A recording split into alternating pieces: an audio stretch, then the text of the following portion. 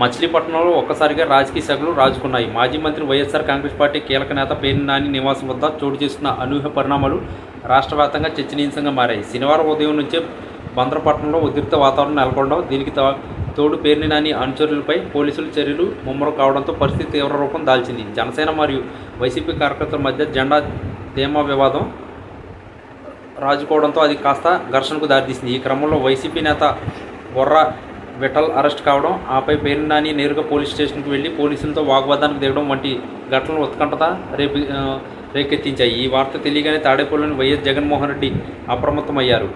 తన అత్యంత నమ్మకస్తుడైన నాయకుడిని ఎదురవుతున్న ఇబ్బందులను గమనించి జగన్ ఏమాత్రం ఆలస్యం చేయకుండా మచిలీపట్నం బయలుదేరారని నిర్ణయించుకున్నారు. పేర్ని నాని ఇంటి వద్ద పరిస్థితి సమీక్షించడానికి, అక్కడ ఉన్న కార్యకర్తలను ధైర్యం నింపడానికి జగన్ ఉన్న రోడ్డు మార్గంలో బందర్కు ప్రయాణం అయ్యారు. సాధారణంగా ఇట్లాంటి సమయంలో ఆచితూచి వివరించే జగన్ ఈసారి మాత్రం శరవేగంగా నిర్ణయం తీసుకోవడం రాజకీయ వర్గాల్లో హాట్ టాపిక్గా అయ్యింది. ప్రభుత్వం మారిన తర్వాత వైసీపీ కేడర్పై వరుసగా జరుగుతున్న దాడులు, కేసులు నేపథ్యంలో పార్టీ అధినేత నేరుగా రంగంలోకి దిగడం ద్వారా కేడర్ను బలమైన సంకేతం ఇవ్వాలని భావిస్తున్నట్లు కనిపిస్తుంది. పేర్ని నాని ఇంటి పరిసరాల్లో పోలీసులు భారీగా మోహరించడం, బయట వ్యక్తులెవరూ రాకుండా ఆంక్షలు విధించడంతో అక్కడ యుద్ధ వాతావరణం నెలకొంది. మరోవైపు జగన్ వస్తున్నారన్న సమాచారంతో వైసీపీ శ్రేణులు భారీ ఎత్తున మచిలీపట్నం చేరుకుంటున్నారు.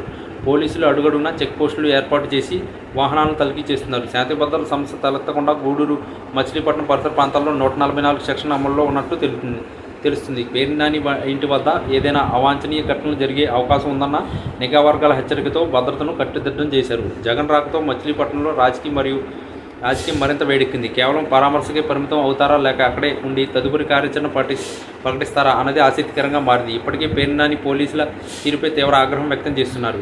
అధికార పార్టీ అండతోనే పోలీసులు విపక్ష నాయకులపై వేధింపులకు పాల్పడుతున్నారని ఆయన ఆరోపిస్తున్నారు. ఈ ఉద్రిక్త నడుమ జగన్ పర్యటన అటు ప్రభుత్వానికి, ఇటు పోలీస్ యంత్రాంగానికి సవాల్గా మారింది. ఏదేమైనా బందరు ఘటనపై నేడు చోటు చేసుకున్న పరిణామాలు రాష్ట్ర రాజకీయాల్లో కొత్త మలుపులకు దారితీసేలా ఉన్నాయి.